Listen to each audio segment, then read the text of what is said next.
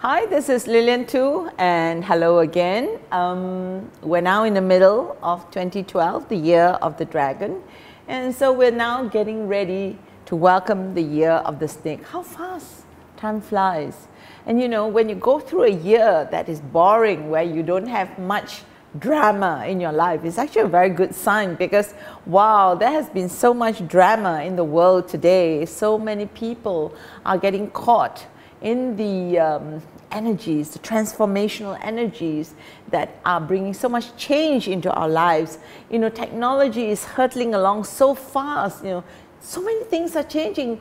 Frankly, personally, I can barely keep up. I don't know about you, but what is most important to me and in the work that I do, you know, which I find so much joy in doing, is that I now realize that increasingly I'm going very much into what we call the dimension of the spirit. Spiritual feng shui. Spiritual feng shui is so vital because it is what gives the sheer essence. This is the real secret of feng shui. Space and time feng shui are easy to learn and easy to use, and they can do a lot to increase and improve your lifestyle. It brings a lot of increase in your life, increase in realizations, increase in knowledge, increase in your prosperity, in your well-being, all this increasing energy.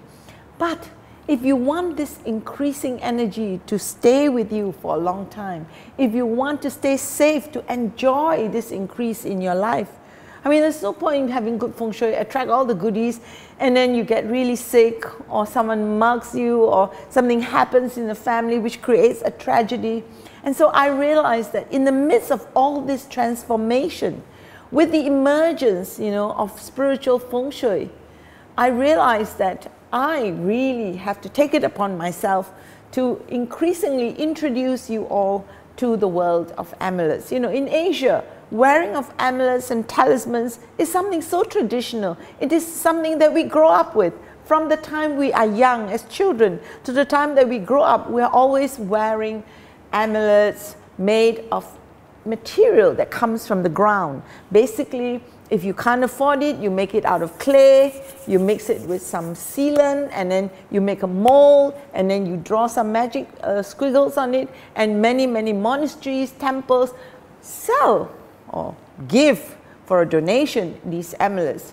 And so I was actually, 20 years ago, I was very intrigued by amulets. I was very intrigued by spiritual feng shui, as a result of which I have spent practically the last 25 years, 20 years, and especially the last 15 years, ever since I met my Lama, going very deep into this subject of spirituality.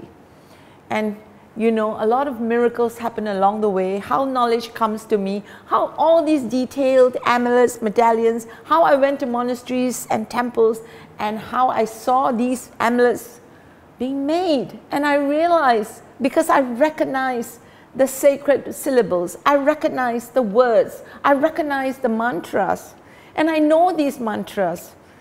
I mean, I recite them, which is why whatever feng shui I do, because I do this recitation of these mantras, then it actually actualizes, manifests goodness into reality for me.